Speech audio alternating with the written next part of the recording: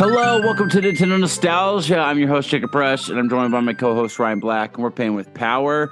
Ryan, I know it's normally with these types of episodes, we just dive right in because we want to make it quick and simple and simulate kind of like what the experience is like playing a game. But we our streak ended, unfortunately. Sorry, last week. With just anime. I think in general, I think Ryan and I, as a show, as we've matured, like in the past, we used to be like, never miss a week, never miss a week. And I think, we're more mature and balanced enough now to where like, you know what, like if this week just ain't going to work, that's fine. Obviously we have the standard of we want consistency and want to always be recording. And we will do that when we can. But sometimes, especially like over the holidays, Ryan's traveling. I had a lot of family stuff going on, but even worse than that, like I ended up getting strep throat over the weekend, so I could barely talk. I had to go to urgent care. I woke up at like 2 a.m. and just suffered until I was able to go to urgent care at 7 a.m. And then they got me steroid, antibiotic, and then by the end of the day, I can't tell you how much better I felt. And then my daughter ended up getting it, and it was just tough. It was a tough, really, Thanksgiving break. Yes, there was good times for my son's birthday, but honestly, it was kind of a stressor just by me mainly getting sick. I had to miss a bunch of stuff on Friday, and then my daughter had to miss Thanksgiving with my family on Sunday and go back to her mom. So it was tougher. So Ryan was out of town driving and very busy. So it just made sense. Like, you know what, we're going to forego this week. And then we're going to get back to it next week. But, we're not really radical rexing on this episode. But, Ryan, how are you doing in general, man? It's good to see and hear from you before we get going on this episode. I'm doing good. I just completed my first round of physical therapy yesterday. So Nice. That went well. I'm very sore this morning, understandably, but I'm keeping up with my stretches and everything. So yeah. Well, good deal. I'm glad you're getting that stuff taken care of, and you're on the road to recovery. And before you know it, you're gonna feel like a new man. Yeah, I'm gonna look forward to that part because I don't like not being able to walk right. So yeah, I get that. Awesome. Well, like I said, we're not running on Radical Rex today, but overall, we're doing good. That's why we missed last week, and we're back playing with some power without strep throat this week. So Ryan and I, man, let's just dive right back into World 2 of Super Mario World. Awesome. I love this world. It is my favorite in the game, by far. Second only to the Illusion Forest. I spent the most time in my childhood here in this world.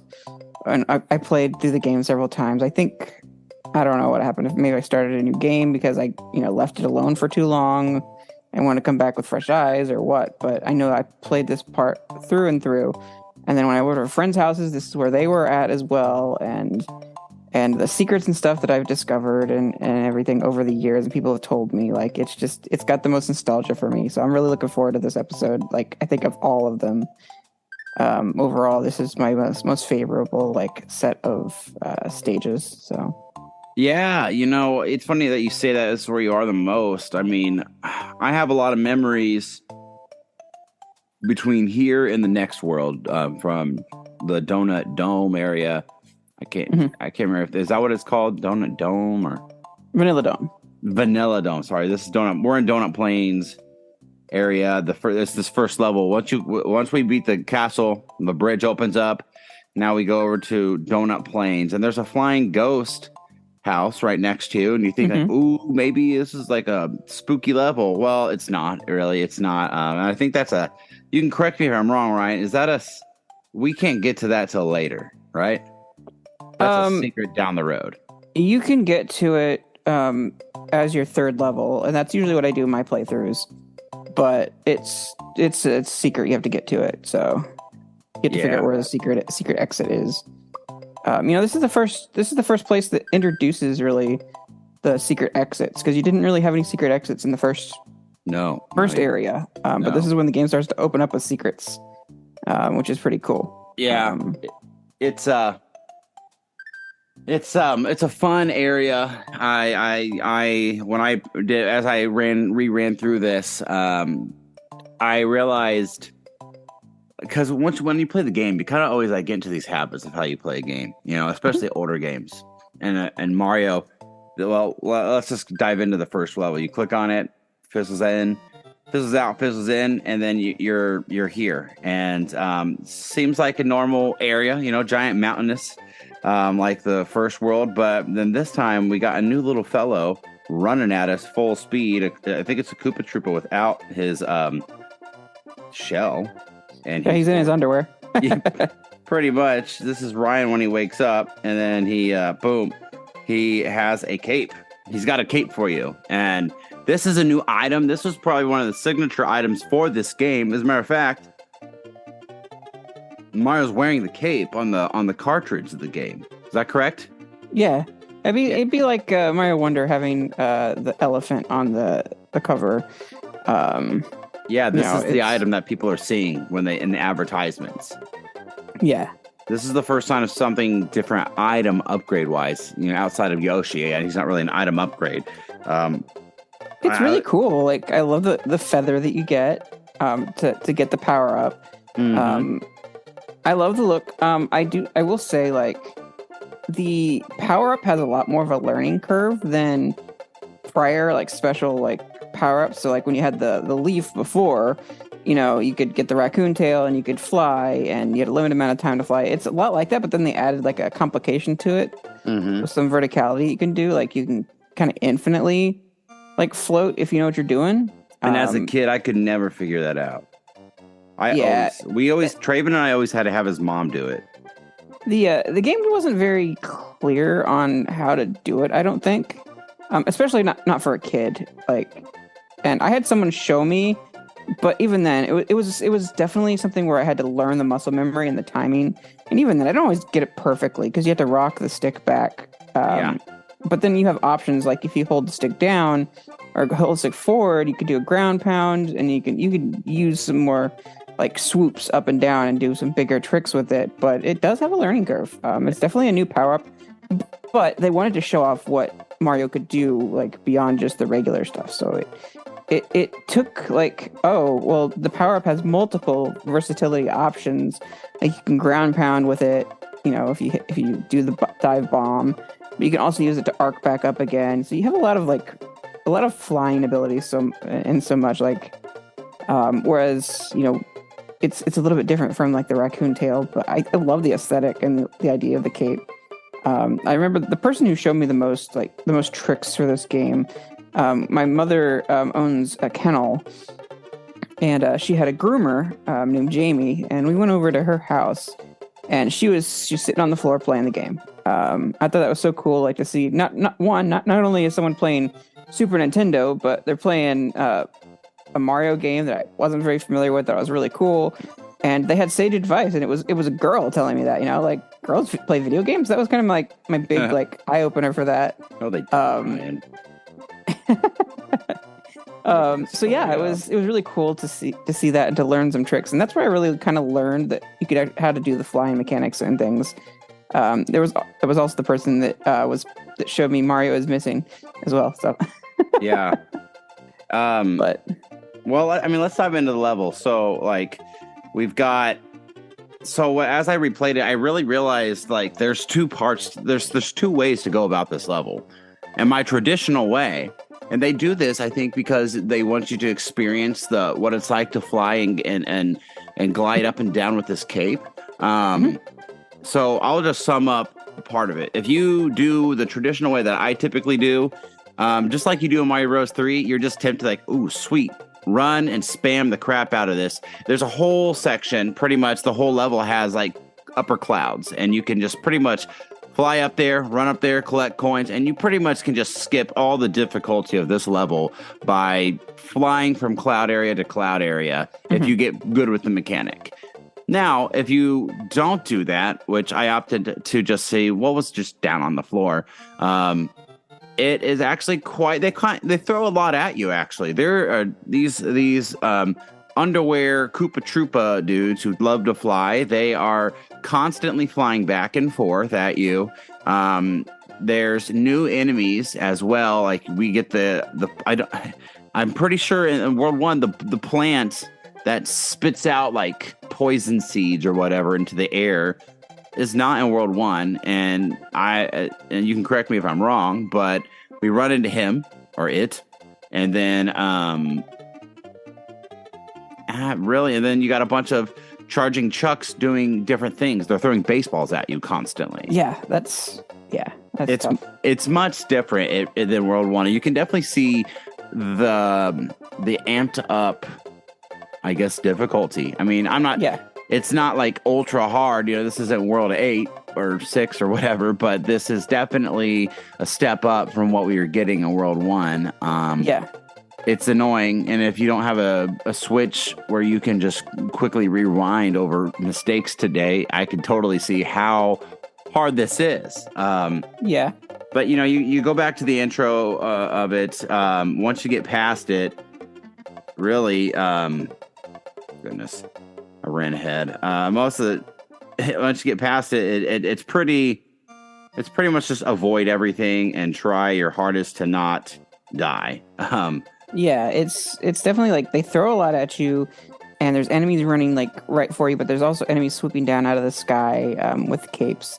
The ones that have the flashing, so there's yellow capes, which are the normal ones, and the ones that are red and yellow flashing, they flash really fast. They almost look orange because of the shifting. But if you jump on them, you get the right, feather. That's the one you want. You want to jump on that one and grab the feather from him to get the power up. And there is a place that gives you kind of training. And this is like, it gives you like this new block that's like pink. It's like a triangle. Mm-hmm. You can like run up it, and it gives you some verticality there too, where you can actually run up walls, which is pretty cool. There's actually one of the secret exits in this level. The first secret exit you come to requires you to run up one of those blocks if you have the green switch. But at this point, you don't have the green switch. So you have to get a little bit more creative with how you get up there, whether you fly up there or what have you. There's this area where basically you go in down this pipe, and it presents you with a feather you can pick up between two blocks, and then you hit the speaker box, and then it kind of tells you like run fast, jump, and then hold the Y button to keep balance. Use left and right on the control pad. And the keep balance made no sense to me as a kid. Like I didn't understand what it was trying to have me to do. But that's where you kind of learn the mechanics. There's like this big playground where you collect a lot of coins and stuff by bouncing up and down. And it's kind of separated by really, really tall pipes. You can like run up them and get some verticality to it, but it basically just gives you a little playground to try and experience what this feather is and with the cape. And then once you leave that area, it dumps you back down. One of the enemies that I think is probably one of the hardest or most frustrating enemies in the whole game are the plants that show up, that spit up the four balls, the fireballs, or whatever they are. It's got just a little bit of a learning curve on it. You have to be patient. So it spits up four, two on the right, two on the left that disperse and then float down. Kind of think like a volcano type idea, but like slower falling, like pollen or whatever, and that will kill you. But it's really cool looking flower because it has like the flashing red in its like petals before it spits out the fire.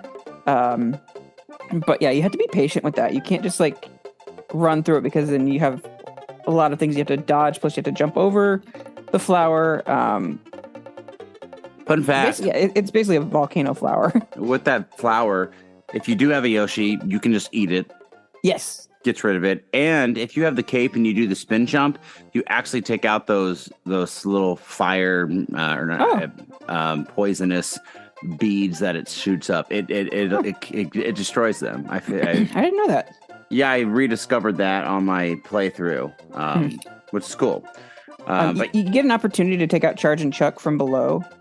So you can actually just jump into a block and take it out without having to do the three hits, which is really nice. If you hit a block from underneath them, it takes them out completely. If you jump on the Charging Chucks with football or throwing baseballs, they stop throwing them at you, and then they just start chucking at you. So you're actually Yeah, they start charging. You're better off to like just hop on them one time if they're really in your way. Mm-hmm. Yeah, that eliminates that totally. But yeah, there's a lot more enemies thrown at you, a lot more going on. It's a lot more stressful if you're You sticking can throw to the shells at those path. plants too, man. Like they can be taken out. Yeah, there aren't a whole lot of shells. There are some, but yeah, if you just get into the center and attack it with like a cape or something, you can get rid of it too. So after that plant, like we said, most of this level is chaos. I mean, you got a purple pipe if you stay in the bottom row, and it's back to one of the mini games that Ryan had mentioned the last week or 2 weeks ago, and you can just really spam this and get a bunch of extra lives. Mm-hmm. I mean, it's really small and simple. Really helps give you a boost there. Then it just spits you back out. And after that, you're just welcomed by another giant plant, and you're welcomed by 2 flying cape Koopa Troopas. The section that you're running up to, well, you get to you can grab a Yoshi if you have the proper abilities to upgrade, and you go down here, you see a charging chucking baseballs at you essentially, and you're like, oh boy, here we go. But then what you don't notice is that there's another charging chuck on the other side. Yeah, they throw 2 at you, which is dirty, but no, you have to learn. It is dirty, and it's messy. I mean, if you don't know what you're doing, because there is a plant, a piranha plant that you can grab, like that shoots up, and it's like a secret and takes you up to the clouds, and you're able to just get I think it's like a golden coin, and get that if you want to, and it kind of gives you some relief from them. Then you can just jump on over beyond that into the next special flower. But man, I mean, I can't really just tell you how much more difficult. I didn't realize how difficult it was because of just the level of how much I would use that flag, and I would just fly right beyond everything. Yeah, the cape would get you out of all of the harm, and that's similar to Mario Brothers 3 with the raccoon tail. Like, you can definitely skip a lot of the level just by flying around, and avoiding a lot of enemies. So it's akin to that. I think the biggest challenge, though, you have all the charging chucks that you're running past, and you got the fire flowers, but then you come to this wall of Koopa Troopas with capes running at you, and it's quite a challenge just to avoid all of them, and because they're staggered just so much that the one that gives you the feather is first, but if you bounce on that one, then you're going to have the other ones flying right into your face. So it's really challenging. I don't know why it has such a big spike in difficulty, but this is the proving grounds for kids to get used to all the different mechanics and kind of you're going to play this level if it's your first time playing any kind of platform or anything like that. You're going to play this level many, many times, and it's not to be ashamed of. This is meant to be challenging and to train you. It's kind of the school of hard knocks. You have to go through it and you have to get it all done, and get your timing perfectly. But that sets you up for the rest of the game. It's really that level that pushes you past just regular Mario playing and takes you into the Super Mario World difficulty level, and just, I guess, not necessarily just difficulty, but it presents you with, here's what you're up against, here's what you're going to have to learn, here are the tools that you need to survive the rest of the game.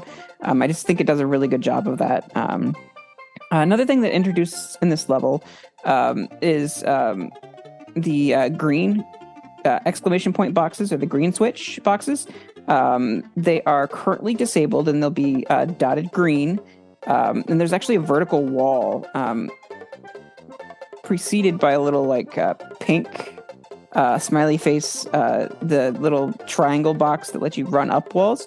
And I will note, once you have the green switch filled, you're not going to be able to run up that with Yoshi at all. You can't do any verticality with Yoshi.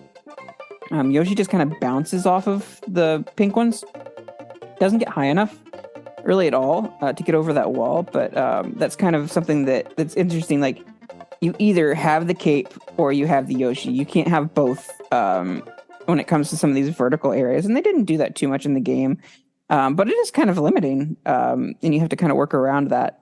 But I think overall, it is just the right amount of difficulty to get you to learn fast.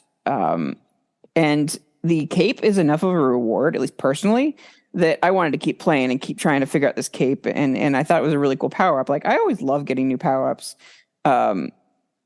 and just finding out what they are and experience that new experience they have. Granted, like, not all Mario games like wow me with their power ups and things. Like, I would say Mario Wonder is one of those ones where, like, it didn't wow me when I got the elephant. It was cool to have the water trick. And I haven't gotten any of the other power-ups yet with Mario Wonder. I still have a lot to play through still. But it didn't have like a lot of wow mechanics that I really liked. But definitely the cape was something that captured my imagination and gave me new elements. So I was really happy to just spend so much time on this I guess first level of the second area. I often think of it as the real first level of the game, as far as the showcase goes of what the game is.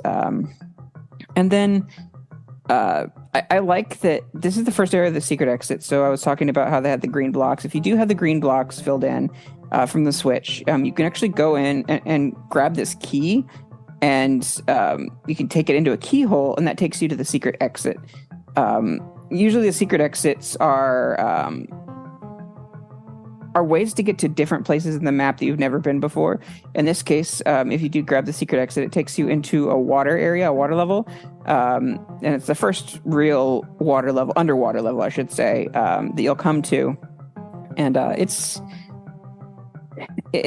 reminiscent of World 1, 2. I'm sorry, 1, is it 1, 3?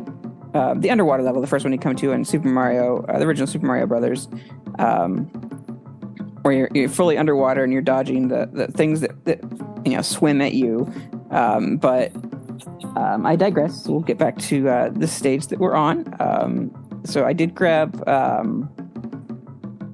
I did want to figure out a way to keep Yoshi and the cape at the same time and get over this wall. And you can fly over it. Most of the time you have to abandon Yoshi, though. Once you get past that wall, and you decide to skip the key, you can keep on moving through the level. You're presented with one final obstacle, where you have to take out the fire flower, and then also you have a charge and chuck as well. Baseball charge and chuck, I should say. I will note that the key doesn't act as a weapon like a shell would. It doesn't take out an enemy. So if you do pick up the key and try to use it as a weapon instead of going through the keyhole, you're not going to have much luck taking out those enemies at the end. But yeah, you have a charge and chuck that's throwing things at you, and then you have a fire flower sitting on one of those yellow blocks spitting out those fireballs. And so you have to make a choice, like, how are you going to get through this? Like, do you go underneath the fire flower and jump up and take it out? But then you have to dodge the baseballs, and it's kind of a final send-off. The difficulty of this level, and it's just to prepare you for what the rest of the game has in store, like I said. And you hit the tape at the very end, and of course that'll throw you into a potential bonus if you have enough stars at the end. But it's kind of cool. I did want to highlight that bonus area that Jacob talked about there for a little bit. So you open up in this, you go down this pipe, and you end up in this room that's, you're going to be climbing the room. And if you jump up to the next floor, you can't go back down. But you're presented with 3 question blocks. And if you jump into them, they'll either turn into a circle or an X. Circle will be green when you hit it. And if you hit the right sequence, the third one will give you a green mushroom, and you can jump up to the next level and grab that. But it's kind of a guessing game, because you have 3 blocks to hit. If you hit them in the right order, you get the extra life. If you don't, they'll just X out and become the regular brown blocks, I believe. But yeah, you just keep climbing up until you get to the very top, and you can't go up any higher, and you'll go through a pipe that'll take you back to that place. And I think that pretty much wraps up the end of the level. And we're kind of ready to move on to the next one. Now, I would like to go with just, two instead of, going the secret path like I normally do, because that's something that I did a lot as a kid, but I don't do it so much anymore. I always take the secret exit first whenever I can, because you can use the cape to get up there if you're really skilled at it. Which is what I kind of do in all my playthroughs nowadays. But let's go ahead and move on to that next level and kind of talk about what we have there. Yeah, it's I mean, I know you did most of the talking. Donut Plains 2 is just, I mean, I can recap. As a kid, it was slow moving, and I always felt like it was hard. Yeah. Especially when you're a little kid, like you just if you're not patient. You're not going to do great. I think that's the key thing right there is who at the time, this mainly was played by kids, children, and children aren't patient, especially hyperactive little boys like you, myself, and Traven. And you had to be patient. I think that's what made the level hard. But like you said, the secret exit, boom, right really at the start of the game, get up there if you're patient enough to figure it out and then move on. Yeah.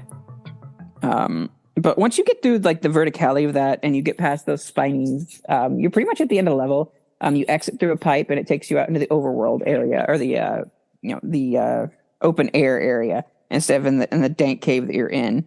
There is a secret exit. In order to get it, you have to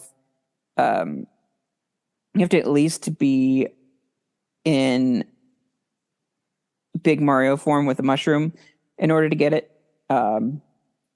Because if you don't have any other power-ups or Yoshi or anything, you won't be able to reach one of the blocks that you have to hit that turns into a piranha plant that takes you up to the secret exit, where you grab the key and run through the keyhole to go there.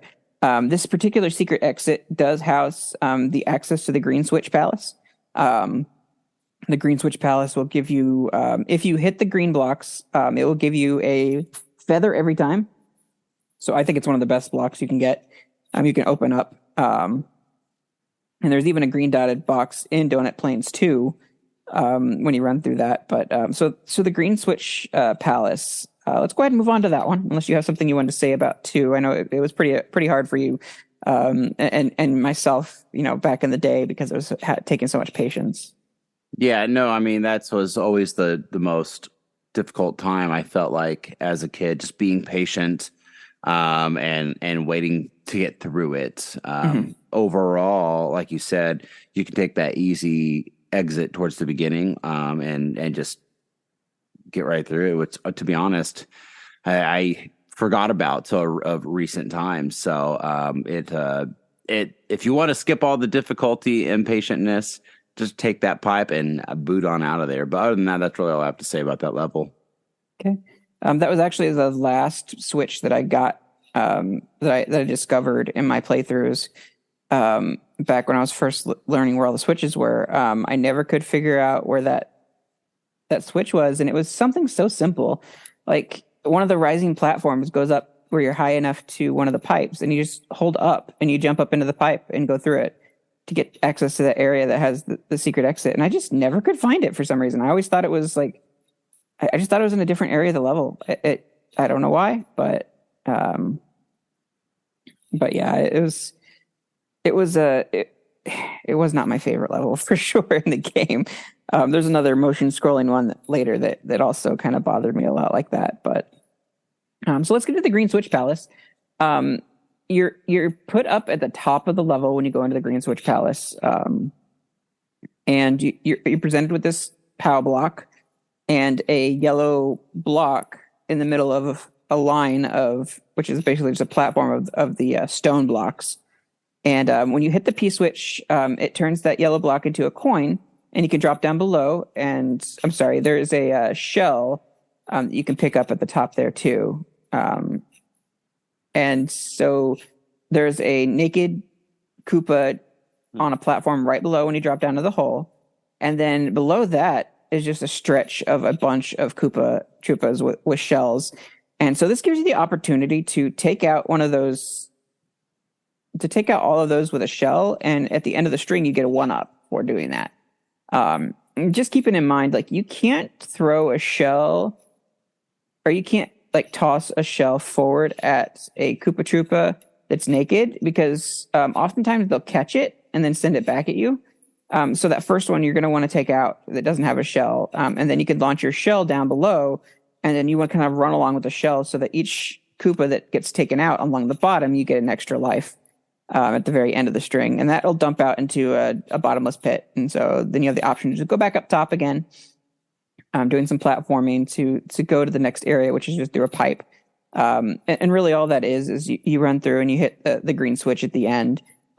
This is one of the ones where I usually just grab the red shell and I run through the pipe and jump onto the green switch crouched with the shell. It's just tradition, I guess. It's habit or what have you.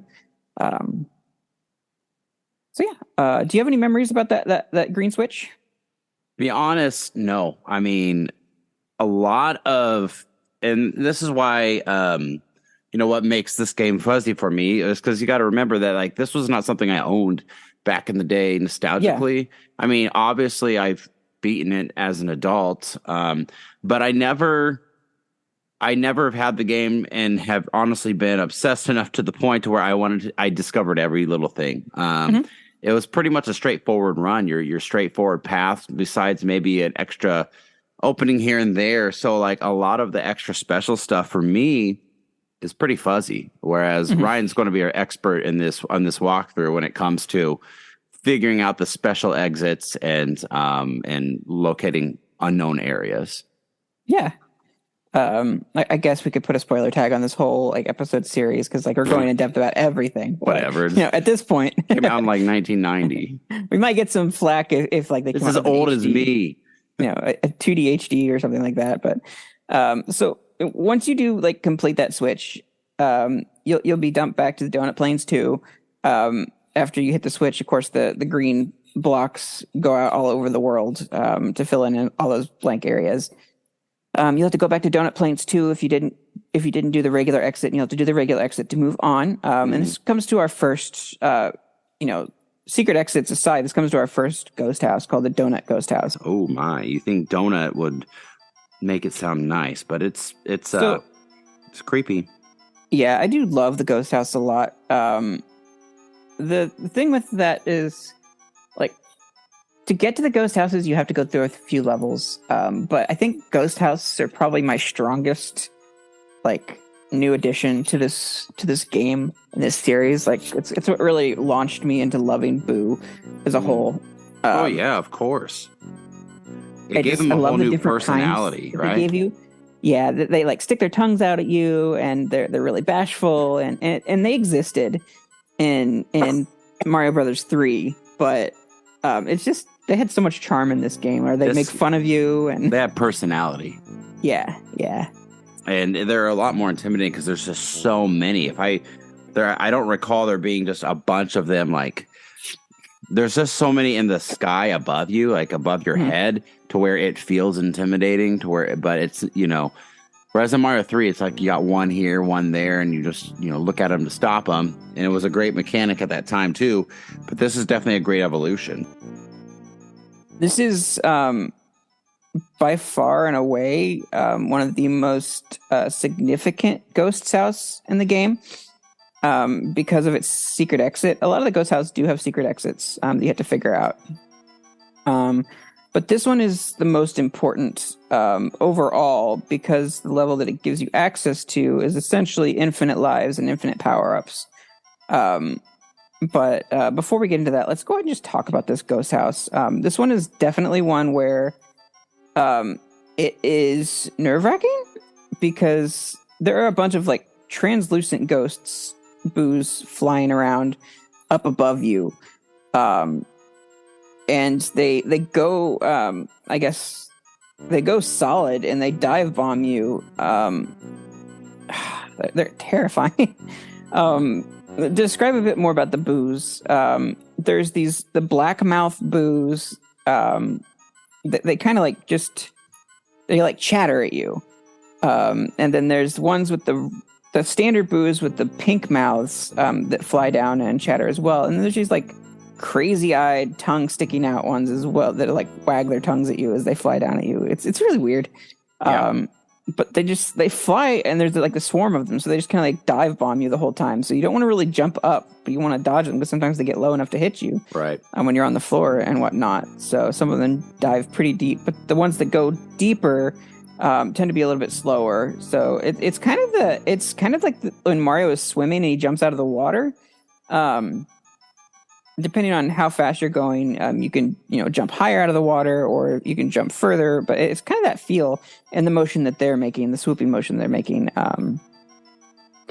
It's terrifying as a kid. It is. And I just wanted to note that, like, even when you click on the level, it doesn't just fizzle you right in. Like, it gives you the idea that, like, hey, this is intense. Like, especially, again, I just tried to put myself back in my 4 or 5-year-old mind of what I was like as a kid. And, back then, a ghost level, it sounds spooky. You can hear the music playing in the background right now.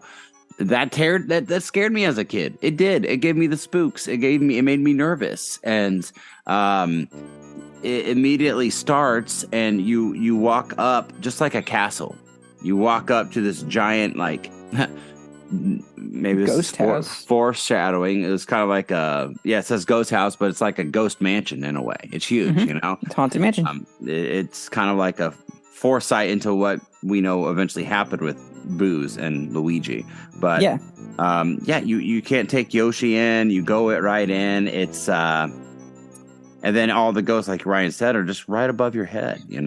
And the level itself is not very long. The thing about these levels, you essentially make your way down the hallway and try not to get hit and go through the door at the end of the tunnel. And then you got a stairway. And then you got your traditional, what we're used to seeing with Boos. Like, if you look at them, they follow you. If you don't look at them, they come at you. But then you got a P-switch. Or sorry, you go up and you go through the door, and this is what makes this level difficult, is that you're like, what do I do? You go through the door and you're back out. Yeah, you're underneath it, and you're like, what?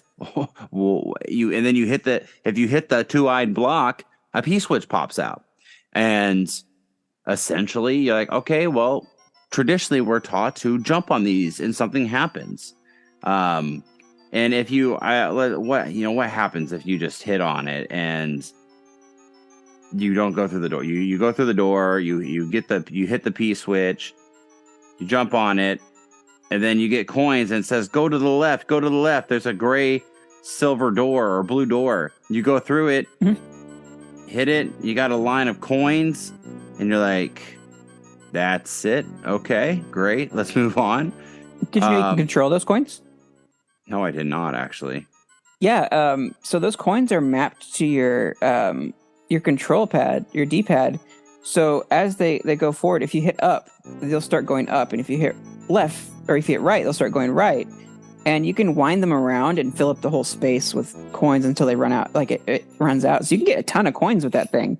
You can also use them as platforms if you have a P-switch. Like, you can make your own platforms with them. But it's based on what you do with Mario and the movements. Totally did not know that. That is a fun fact that, again, Ryan is bringing to the table for this one.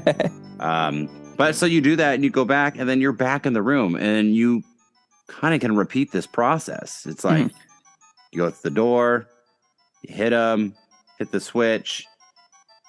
And I know as a kid, you're kind of like, what the freaking heck do I do? Like, this is the same thing. Because don't forget, you're also on a timer. Timer's constantly ticking, and if you don't figure it out, you can die. And if you do repeat it, you don't get to control the coins like the first time. It just kind of recollects it. But luckily, Ryan and I know exactly what to do. You hit it, you got the P switch, and you can carry it. Did you know you could carry it, Ryan? I did, yeah. Yeah, you can pick it up and you can carry it wherever you want to go. And then you got to go through the door with it. And then once you re-hit it again, and then now a piranha plant that takes you to a new level rises, and you have a door up top that you can go through. And then if you were lucky enough to figure that out in time, that's the end of the level. The thing about these levels is, I think down the road, obviously, they get a bit more difficult in like dodging and stuff. But these they're just not your straightforward, like, let's go through and win. Mm-hmm. You got to figure out the mystery. There's a hook to it. And this is just the first of many Ghost House in this game. But overall now it's simple looking back when you know what to do. But as a kid, it was not. And I remember time running out on me and dying and not understanding what to do. Yeah, it's a fake out. Like, they tell you to go left, and you really should just go right after you hit the P switch. Because if you go through the door normally, it doesn't get you out. But if you have the switch activated and you go through that, then it'll work. Correct. So, now, did you ever find the secret exit in this level? I have in the past, yeah. But tell us about it. You got to be brave here. So you got to go in this level with a cape. And you have to run all the way to the right until you're running. And then you run back to the left, and you fly straight up in the corner. Try not to hit a boo. If you hit a boo, then you have to go back out and get another cape. But you can fly to the very top on the far left, right at the beginning of the level. And you can go above the stage and run along platform there until you get to the end. This is very reminiscent of running above the stage on Super Mario World. Super Mario Brothers 1-1. Super Mario Brothers. Is it 1-2 Underground? 1-2. Yeah, Underground.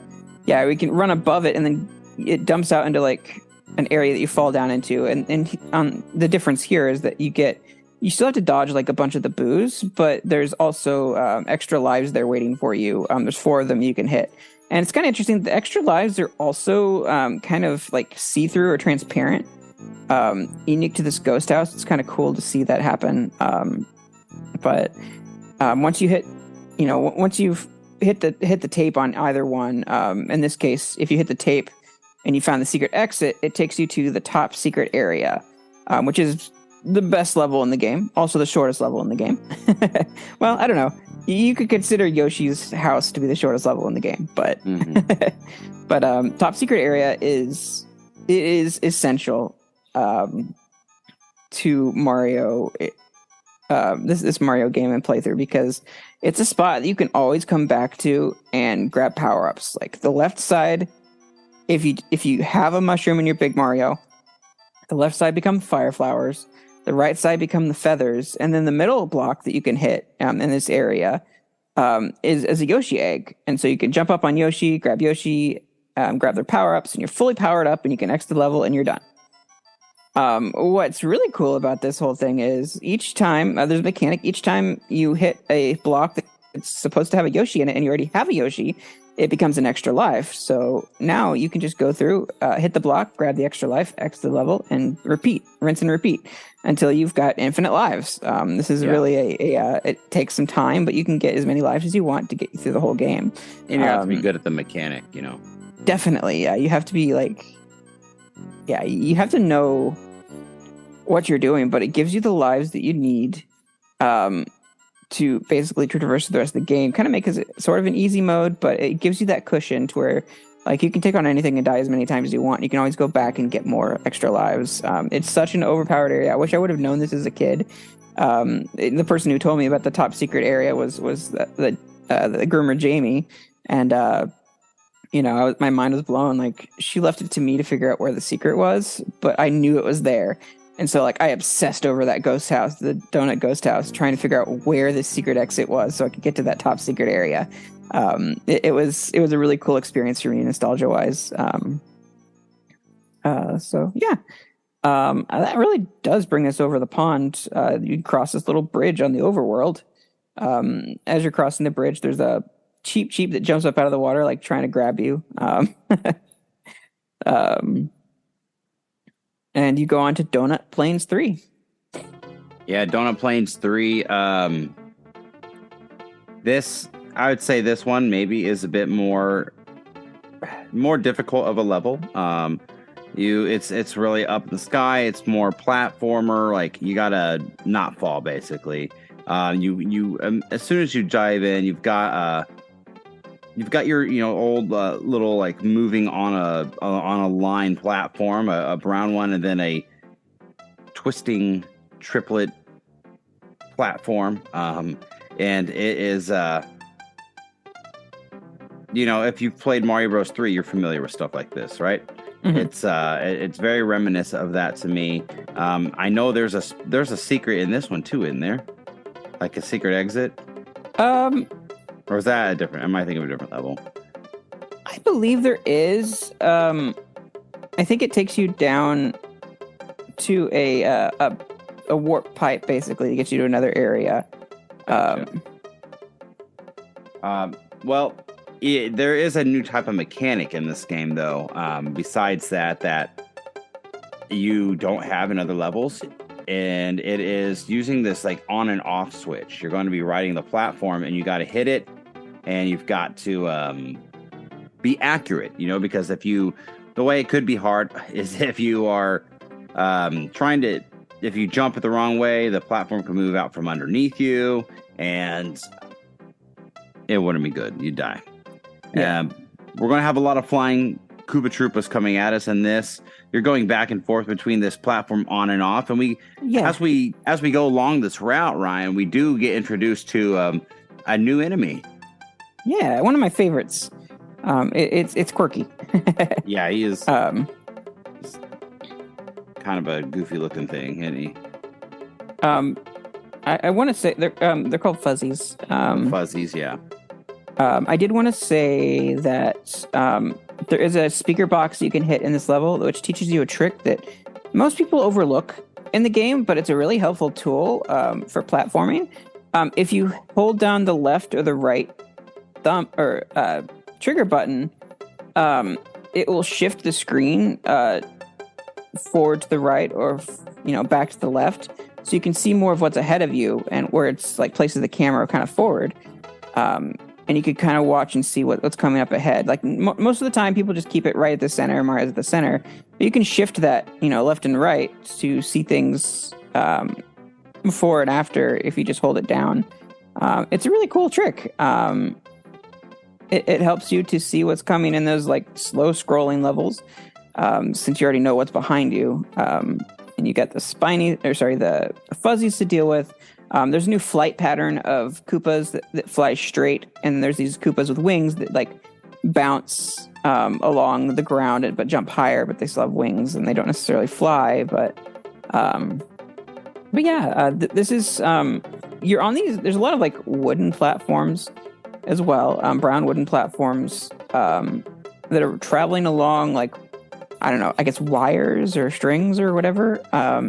And then there's fuzzies that are on the track as well. And so you have some verticality where the fuzzy is moving faster than the actual platform is. So you have to time when you jump on the platform, and you want to jump on the edges of the platform because the spiny runs up, or the fuzzy runs up right in between it, in the middle. So you kind of have to sit on the edges of these wooden platforms. And there's also there's a couple of safeguards and things. Like there's like the checkerboard platforms flying down below or floating down below. So if you mess up the first time, no big deal. If you're able to stay on the platform, there's a yellow floating pipe that you can go to that will take you to one of those bonus areas we talked about before with the circles or the X's to get the extra lives. Mm-hmm. And once you exit that way, it'll dump you out into a place. You come out of this orange-looking pipe. It definitely feels like the middle of the level when you get here. But you have this octagonal, I guess stone. I consider like the gray ones to be stone and the wood one or the brown ones to be wood, as far as the platforms go. But you're on this octagonal track on one of the wood platforms, and then you have a spiny or. I keep saying spiny. You keep having a fuzzy, moving a little bit faster in the opposite direction. So you have to kind of dodge that. And then you get to the final platform, which is along a long string. You jump on it, and it'll take you out towards the switch. There is a green star block on your way out. That star block is time dependent on what it gives you, from what I understand. But if you have like full power ups, I don't think it gives you anything but like a coin. But if you hit it at a certain time, it'll give you different items. So you have an opportunity to hit that on your way out to hitting the tape to exit the level. Right. Yeah. Did you? I mean, I think you said it, but you can totally. I mean, you can skip a large portion of this level by going. If you ride it and you go down the pipe, you can get like all the extra live bonus area again, and then it literally pops you out right at the end, right in front of that green star. You can skip a lot of the hard stuff through that. That's the thing about this game is that there's so many, and I don't know of many other platforms that I know, like, like Donkey Kong Country, Donkey Kong Country 2, like they have these things where if you figure the game out, you can entirely skip levels. Like they have those, but I feel like Mario World has this and like sprinkled almost throughout the majority of all of its levels. Like there's always something, and I think that's cool and fascinating. Yeah, definitely. I do want to talk a bit about the aesthetic of this level, being that like the back is all like lush bush, like greenery. Feels like a forest coming up. Yeah, and you're running along like really wide versions of the mushrooms like you had in Super Mario Brothers. Really wide platforms that are green and white spotted platforms, kind of like trees in a way. And then you've got some platforming you have to do where you have to hit switches or you'll fall off the platforms. And then you can grab your halfway point. And then, of course, you have to deal with those fuzzies that go way, way faster than you really want them to, because you have to get that timing down just right. But yeah, I mean, there's a lot of like track riding, and it jumps the tracks, and so you have to try to avoid Koopa Troopas in between that are flying at you. And then if you can get to that bonus area, you can skip a good portion of this level. Sure. But it's a longer level for sure. And there's definitely opportunities to collect all your 5 dragon coins and whatnot. But as far as the fuzzies go, I don't think you can actually take them out unless maybe you have a star. I think they're invincible for the most part. I've never really. I don't think even fireworks on them at all. I think it just disappears. So they're kind of impervious, and they're crazy looking enemies because they're these black spike balls with like these like, I don't know, googly eyes. Right. I guess. Yeah. And they've got these grins on their faces that are kind of. Yeah, they're wacky. Yeah, it kind of reminds me of Wario sometimes with his smears. A little bit. But so this doesn't have a secret exit, but there is another secret exit that takes you to this level if you find the pipe.